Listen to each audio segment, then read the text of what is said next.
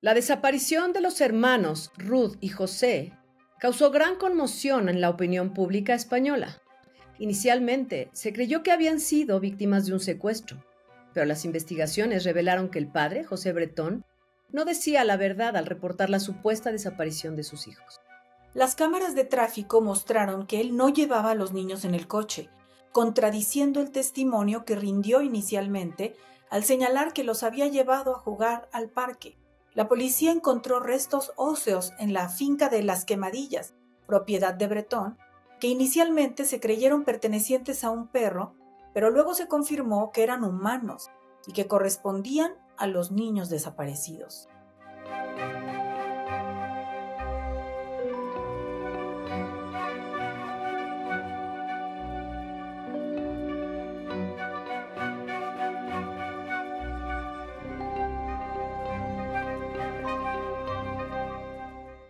¿Quién era José Bretón? La infancia de José Bretón, nacido en 1973, transcurrió en una familia de clase media en Córdoba, España. Estudió en un colegio religioso y se unió al ejército más tarde. Según algunos de sus compañeros, Bretón ejerció como cabo de infantería en la base cordobesa de Cerro Muriano, donde aparentaba ser un chico normal y buen compañero. En 1994 participó en algunas misiones en Bosnia, donde sufrió malas experiencias que le hicieron abandonar las armas. Después de dejar el ejército, conoció a una estudiante de veterinaria llamada Ruth Ortiz. Esto fue en Córdoba. Y en el año 2002 se casaron y se mudaron a Huelva. Para el año 2005 nacería su primera hija, llamada Ruth como su madre. Y en el 2009 llegaría a sus vidas el pequeño José. Sin embargo, el matrimonio fue problemático. Ruth describía a José como controlador, machista y muy celoso. Según Ruth, José tenía muchas manías extrañas, como la de no tolerar el sonido de la masticación que hacen las personas al comer, de manera que todos debían alimentarse cuando él no estuviera presente para no molestarlo. Por otro lado, la imagen que tenían de José, su familia, amigos y vecinos era muy diferente a la que tenía su exesposa. Ellos lo describían como una persona educada, cortés y muy cariñosa. La realidad era que el matrimonio de Bretón y Ruth fue un calvario para esta última.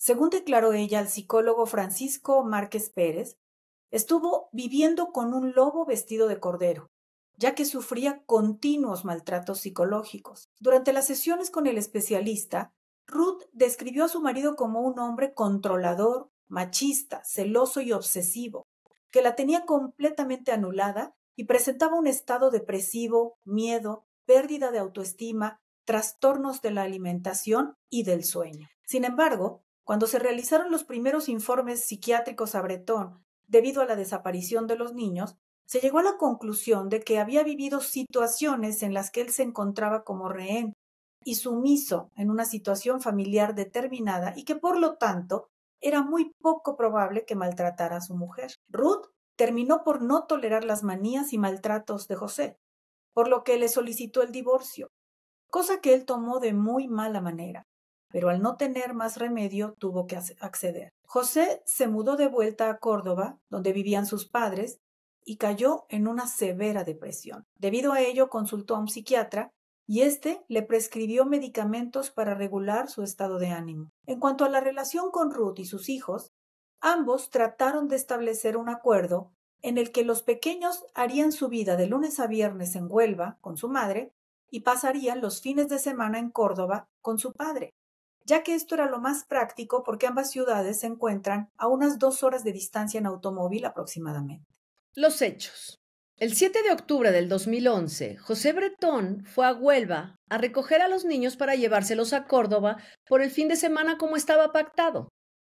Al día siguiente, 8 de octubre, a las 6 de la tarde, envió un mensaje a su hermano Rafael para decirle que se encontraba con sus hijos en el Parque Cruz Conde de Córdoba, más conocido como la Ciudad de los Niños. Pero alrededor de 20 minutos después, José llamó por teléfono al mismo hermano para decirle que se distrajo por un momento mientras los pequeños jugaban en el parque y ahora no los encontraba. Momentos después, finalmente, hizo una llamada a emergencias y dio cuenta de la desaparición de los niños. Una vez que llegó la policía al parque, interrogaron a José y notaron ciertas inconsistencias en su testimonio. Él parecía demasiado tranquilo, mucho más de lo esperado en tales circunstancias. No lo veían inquieto, ni llamando o buscando activamente a sus hijos. La policía acompañó a José de vuelta a la finca Las Quemadillas, a las afueras de Córdoba. Y una vez ahí, notaron que había muchos restos de ceniza y una mesa de metal. Ante las preguntas de la policía, Bretón respondió que había estado quemando fotografías, ropa y otros recuerdos de su matrimonio que le hacían mucho daño. Sin embargo, se decidió investigar más al respecto en esa zona.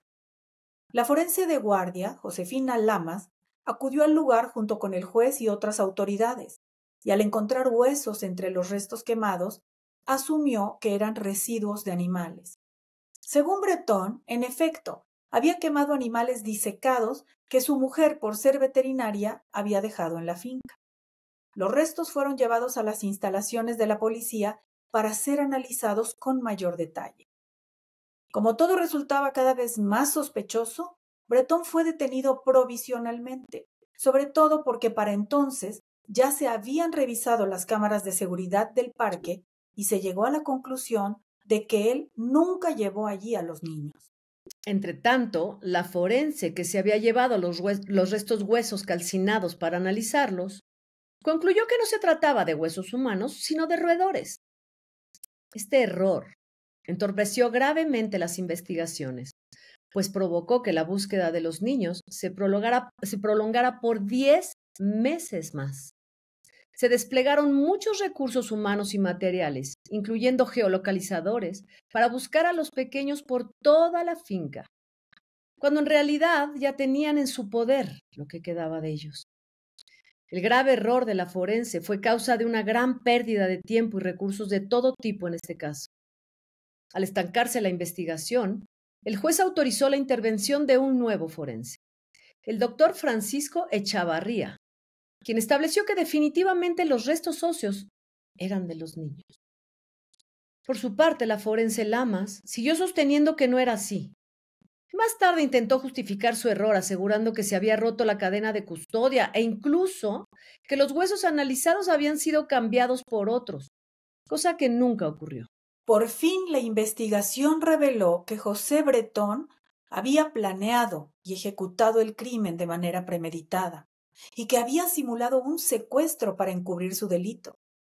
Los pequeños nunca llegaron al parque, porque un día antes de acudir a él, su padre los había sedado con los medicamentos que le fueron prescritos a él por su psiquiatra, y había armado la hoguera en la que los colocó. La mesa de metal estaba ubicada de tal manera que protegía el fuego para que no fuera apagado por el viento. Al parecer, Bretón decidió acabar con la vida de los niños para vengarse de su exmujer, pues nunca le perdonó por haberlo abandonado, y el hecho de que ella no respondiera a una llamada suya ese mismo fin de semana fue la gota que derramó el vaso para él. José Bretón fue condenado a 40 años por el doble filicidio. La sentencia fue un golpe para su familia y amigos, quienes no podían creer que él fuera capaz de cometer tal crimen, ya que además seguía sin reconocer sus actos. Las actualizaciones. Bretón tuvo muchos problemas para adaptarse a la cárcel de Villena. Por ejemplo, se puso tapones en los oídos por molestarle el ruido de los presos al masticar. Eso motivó su traslado a distintas prisiones hasta llegar finalmente a la de Herrera de la Mancha, Ciudad Real. En Ciudad Real, donde se le conoce como un tipo metódico y enfermo de la limpieza, que usa hasta 3 rollos de papel higiénico a la semana y no toca nada sin haberlo limpiado antes. En octubre del 2016, Bretón trató de quitarse la vida por medio de 2 cortes en el cuello. Sin embargo, su abogada, Bárbara Arroyo, aseguró por entonces que todo apuntaba a que había sido una agresión por parte de otro preso. Y esto, tras permanecer varias semanas en el Hospital General de la Ciudad Real, le consiguió que viviera desde ese momento en el módulo de enfermería. Ahora vive ahí bajo un régimen penitenciario de 2º grado. No se le considera conflictivo, sino más bien como un preso de buen comportamiento y sin sanciones por parte de la Junta de Tratamiento, según ha dicho su abogada. Otras fuentes confirman que Bretón tiene un comportamiento normal y está adaptado y realiza labores de ayuda. Hoy por hoy, José Bretón no ha tenido nuevos intentos de suicidio y continúa recibiendo visitas en la cárcel, como la de su madre que siempre ha creído en su inocencia. Tal como lo dicta la ley, José Bretón tiene derecho a disfrutar de beneficios penitenciarios cuando cumpla la cuarta parte de su condena, es decir, a los 7 de los 25 años de prisión. Entre ellos, por ejemplo, permisos de salida ordinarios. Sin embargo, una solicitud que hizo en el año 2019 le fue denegada, porque no cumplió con muchos de los requisitos que se necesitan para ello. Entre estos, la falta de arrepentimiento, la ausencia de reconocimiento del delito cometido, la falta de pedir perdón a las víctimas o de restituir el daño causado. En el año 2021, por primera vez, aunque en privado, el cordobés admitía la autoría de los crímenes y también los motivos que lo llevaron a tan cruel desenlace. Él dijo: estoy aquí por haber asesinado a mis hijos, a mi José y a mi Ruth. Afirmó, según lo citan las fuentes. Estuve 15 días planeándolo todo porque quería hacerle daño a ella. Tranquilos, los niños no sufrieron. Yo jamás les haría daño, prosiguió. Y en otro momento reconocía: lo que hice es lo peor que puede hacer un ser humano. Todo esto filtrado de una conversación que tuvo con otros presos. Públicamente continúa sosteniendo su inocencia, no reconoce los hechos, de manera que pueden pasar muchos años más en privación de la libertad. Algunos expertos aseguran que nunca logrará dicha libertad, mientras que otros afirman que podría hacer una nueva solicitud de libertad condicional en 10 años. Pero esto solo el tiempo lo dirá. Este es el caso de José Bretón. Oye, un hombre, pues yo no sé cómo definirlo, pero me parece sumamente frío. Yo sí creo que un desequilibrado sin duda, porque digo, analizando el caso punto por punto, lo que hacemos aquí en Almas Rotas, acuérdense, es analizar a la persona, nunca justificar sus actos, nunca justificar su crimen de ninguna manera. Y mucho menos tan horroroso como resulta esto y tan abominable y perturbador como acabar con la vida de tus propios hijos. Sin embargo, para entenderlo, yo creo que habría que entender que es un hombre sumamente desequilibrado. Dice, no se preocupen, los niños no sufrieron. Yo entiendo que les dio somníferos. Él había estado también con tratamiento psiquiátrico y parte de estas medicinas que él había recibido son lo que le da a sus hijos para dormirlos y entonces matarlos. Por eso él dice, no sufrieron, pero al final acabó con su vida. Sí, porque además hay una negación cuando dice: no sufrieron, yo jamás les haría daño. Pues les hizo el daño mayor que se puede hacer a un ser humano, ¿no? Entonces, hay una desconexión, a mí me parece, entre la percepción de la realidad que él tiene y lo que en verdad pasa. Sin embargo, me llama poderosamente la atención que insisten los especialistas que le han realizado estudios en que él no es un psicópata y que no tiene un trastorno. Entonces, yo lo que pensaría, bueno, tal vez no tiene un trastorno de los clasificados, yo llamaría un trastorno no especificado lo que él tendría, porque, por ejemplo, esta cuestión que me decías tú, ¿cómo se llama? De no tolerar el ruido que hacen las personas cuando comen, es parte Misofonía. misofonía, es parte de estos rasgos que tienen las personas con trastornos obsesivos, con cuestiones antisociales, o sea, no es cualquier cosa no tolerar que una persona haga un ruido al comer, porque además no es como que hagan ruidos deliberados o muy fuertes, ¿no? Es lo normal, pero él lo percibe de una forma mucho más sensible y que le molesta muchísimo. Ahora, también hay algo que él está diciendo: lo planeé por 2 semanas. Eso se lo dice a otros presos y esto se ventila, después él lo niega, pero sí, evidentemente, claro que hay premeditación y eso pues habla de una, como tú dices, de una gran frialdad que no sería parte de la operación normal de una mente sana. Entonces, por supuesto que hay algo ahí, te digo, no un trastorno específico, pero sí hay una distorsión y desde luego, pues sí hay una gran maldad porque lo hace para lastimar a la exmujer. Oye, y se vuelve, fíjense, se vuelve el justiciero, porque pues yo creo que la de suponer, ella fue la que hizo mal, yo la voy a castigar. ¿Y cómo la voy a castigar? Quitándole la vida a lo que ella más quiere, que son sus hijos.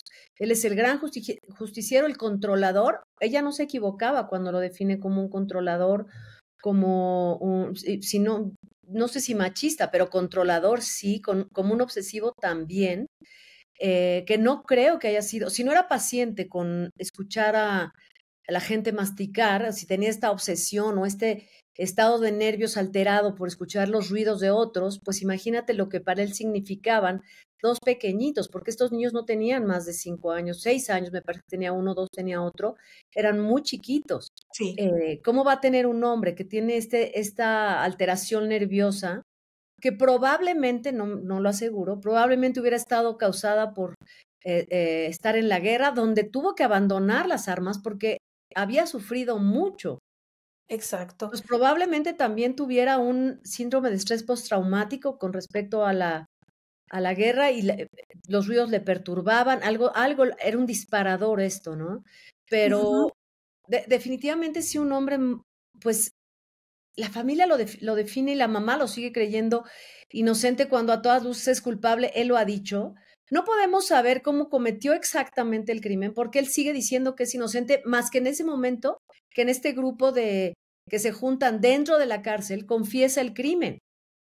Y lo único que alcanza a decir, bueno, lo único que dice es, no se preocupen, no sufrieron, yo los maté, los sedé con pastillas, o sea, estaban dormidos los niños, pero no dice cómo.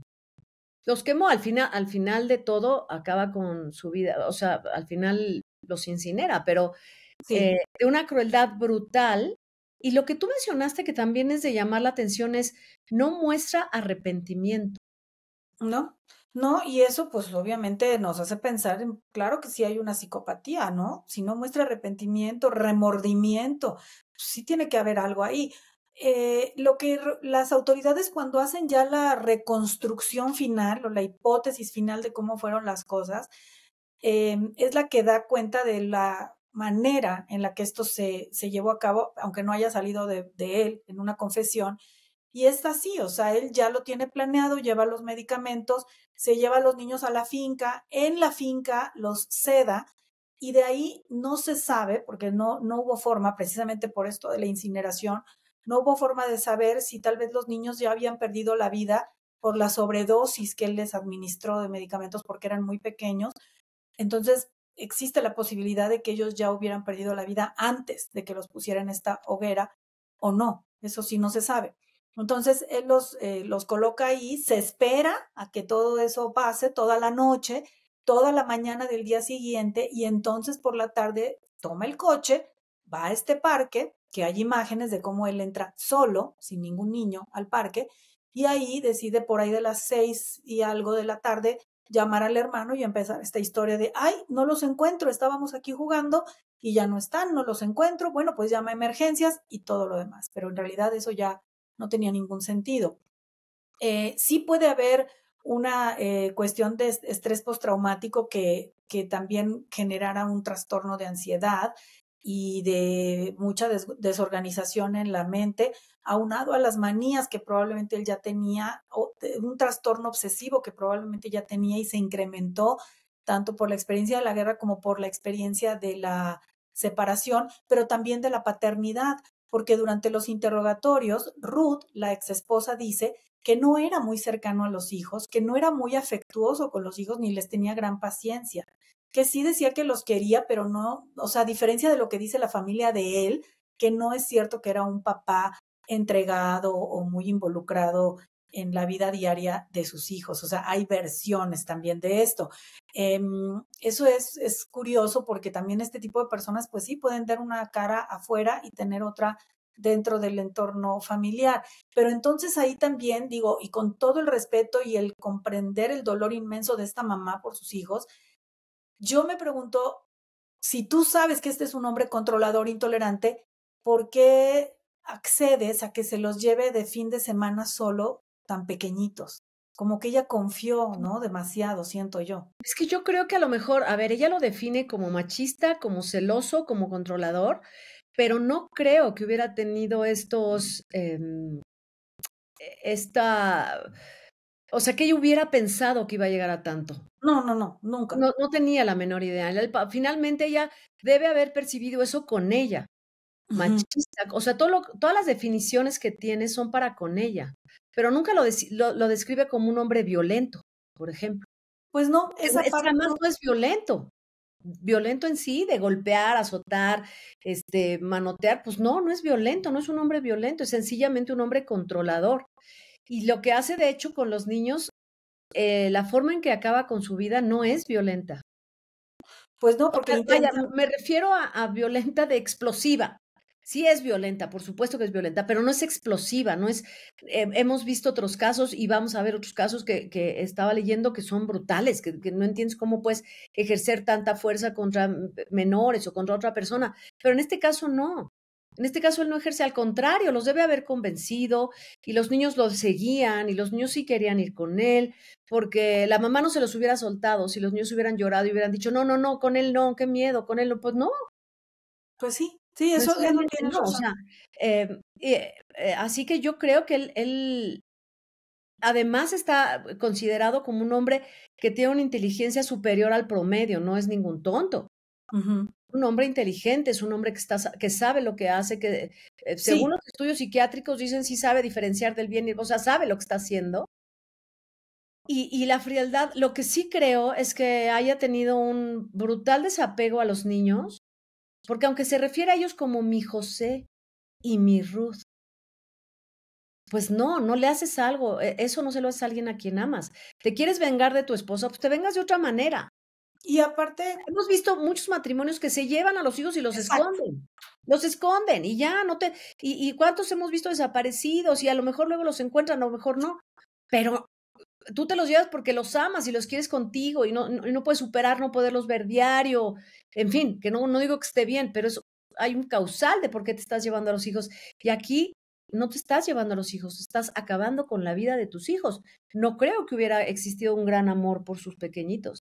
exacto, justo eso pensaba, que no está bien, pero hay papás que entre que sí quieren a sus hijos y quieren lastimar a a la expareja, se llevan a los niños. Entonces hacen el doble juego. Lastimo a la otra porque se los estoy quitando y se los estoy escondiendo y los tengo conmigo porque los quiero tener y ya. Pero no acabas con ellos, que eso es lo fuerte acá. Ahora, tan inteligente es este hombre, me parece a mí, y con todo y que tiene estos rasgos obsesivos de que usa mucho papel de baño, que no toca nada si no lo ha limpiado, que esto de que le molesta los ruidos al comer de los demás, cómo él logra, y seguramente tiene recursos económicos, pienso yo, pues tienen esta finca que se llama Las Quemadillas, la familia, y la familia le apoya, que él termina ahora viviendo su reclusión en el área de enfermería, que no debe ser lo mismo que estar en la población común de una cárcel. Un manipulador, sin duda, un manipulador, porque hemos visto en otros casos que estar en el área de la enfermería, pues es un privilegio. Y por eso dicen, pues no, no tiene sanciones, se porta bien, es cooperativo, es un buen preso. Claro, pues porque está en un área muchísimo más amable, Ha que es lo que, controlado la situación para su propio beneficio. O sea, sí claro, es un controlador consumado, es un manipulador tanto que la madre, a pesar de todo, le sigue creyendo, así es. aunque le mintió al hermano. O sea, todo, como lo dijiste al principio, es premeditado, porque le habla al hermano, hace esta llamada al hermano, muy de estos series de crímenes que hemos visto, estos que planean el crimen y para tener una coartada, no, pues yo le hablé a mi hermano que fui al parque y yo le hablé sin considerar, por supuesto, perder de vista que hay cámaras. Las ciudades tienen cámaras, porque esto no sucedió en 1980, sucede en el año 2011, donde por supuesto las ciudades ya tienen cámaras, ya sabemos que en todas las cámaras, en todas las ciudades nos están siguiendo, nos están viendo. Y entonces o no sabías o pretender que vas a salir tu coartada cuando por lo menos había testigos de no haberte visto nunca con tus hijos. Pues sí, por eso se dice que no hay crimen perfecto, ¿no? Precisamente porque se les van cosas que a veces uno piensa que son tan elementales como eso, lo de las cámaras. O sea, él hace todo lo demás, las llamadas, le va muy bien el hecho de que la esposa sea veterinaria para poder decir, sí, ella tenía animales disecados, que me recuerdo, o sea, todo lo calcula muy bien, pero se le va algo que es básico en nuestra época y es saber que efectivamente hay cámaras por todas partes y que lo primero que van a ver Exactamente, es eso. Entonces, exactamente. ahí es donde no hubo crimen perfecto, pero es una verdadera tragedia, una desgracia horrible. Nunca, nunca dejará de dolernos profundamente cualquier tipo de crimen que hayamos revisado, pero de manera particular cuando se agrava por el hecho de ser niños y por el hecho de ser niños que confiaban en esta persona porque era nada más y nada menos que su propio padre. Su padre. Fíjate que sí, es un alma rota, un alma que yo creo que, pues no sabemos cómo ha sido su crianza, qué lugar ocupa en la familia, pero hay algo que ya traía él adentro. Va a la guerra, resulta afectado y combinado con lo que pueda haber traído, yo creo que finalmente es un hombre controlador al que la mamá le sigue creyendo, que no hizo nada a pesar de que todo lo prueba, que pues debe haber sido un hombre, una persona criada así, o sea, con la mamá sobreprotectora de alguna manera, que sigue alegando que su hijo es inocente, va a la guerra, seguramente también tiene una afectación fuerte, porque la guerra no es cualquier cosa, y la de Bosnia especialmente fue una guerra Sí. sumamente cruel. Se deshace y sigue siendo un controlador y quiere someter a su mujer, no puede. No, yo creo que no tiene esta capacidad de convivir sanamente con nadie y es un alma, como decimos aquí, un alma muy rota. Y desgraciadamente, pues acaba con la vida de dos pequeños inocentes que además creían en él. Y lo peor, Lupita, es que el caso, pues se alargó, como lo narrábamos, porque hubo estos errores, ¿no? Sobre todo este error de la forense que hizo que todo se volviera mucho más lento. Luego el juicio también fue largo, se televisó en muchos momentos de este juicio. De verdad tuvo a toda España y a muchos otros lugares del mundo atentos a lo que sucedía, porque sí fue un caso de mucho llamar la atención y que pues mira, en todos lados pasan cosas y esta aseveración de la primera forense de no, estos huesos no corresponden a seres humanos, también impidió que el avance fuera mejor, ¿no? Claro, pues hay que escuchar, yo creo que siempre estos llamadas de atención, estas banderas rojas en la personalidad de quienes nos rodean, el que ella dijera es controlador, es un machista, es eh, un hombre cruel. Bueno, no, nunca dijo cruel, pero sí controlador. Ujú. Son banderas rojas que hay que tomar en cuenta y a lo mejor, no sé, cuidar un poquito más, ¿no? Cómo convivimos con los demás. Y bueno, son alertas. Ahora que hay casos que nunca vamos a ver, que muchas personas no veían venir, como vimos el caso pasado de este muchacho Castañeda, que de la nada resulta que surge un crimen que nadie esperaba, porque pues no hay manera de saberlo. Pero No, sí hay que poner atención en nuestra propia conducta, en la salud mental de nosotros, de quienes nos rodean, de quienes están bajo nuestro cuidado, de quienes nos cuidan también, de la gente a nuestro alrededor. Es importantísimo atender nuestra salud mental y no nada más en esta parte negativa, sino en otras partes, cuando estamos deprimidos, cuando estamos tristes, cuando algo nos está afectando, además, hay que tomar cartas en el asunto y no está nada mal pedir ayuda, nunca está mal pedir ayuda, doctora. al contrario, y saber, como tú bien dices, no solo en estos casos extremos, sino simplemente en el día a día, si uno siente que algo no va del todo bien, que uno no está disfrutando de su vida como debería o como solía hacerlo, nunca está de más ir a darse una revisada con un buen psicólogo y en su momento, si es necesario, que él nos derive con un psiquiatra, porque no hay razón para no estar bien. Afortunadamente, sí existen muchísimos recursos hoy más que nunca que nos pueden ayudar a tener una mejor salud mental y por lo tanto una vida mucho más agradable, mucho más feliz. Mucho más saludable, de eso se trata, almas saludables en vez de almas rotas. Y si alguien tiene el alma rota, el alma puede sanar, el alma todavía puede sanar. Pues muchísimas gracias por este programa, doctora Mel. Muchas gracias, Lupita. Un gusto y gracias a todos por vernos. Muchas gracias a todos. No se olvide de dejarnos sus comentarios. Tomamos siempre en cuenta todos los crímenes o casos o situaciones que ustedes nos proponen.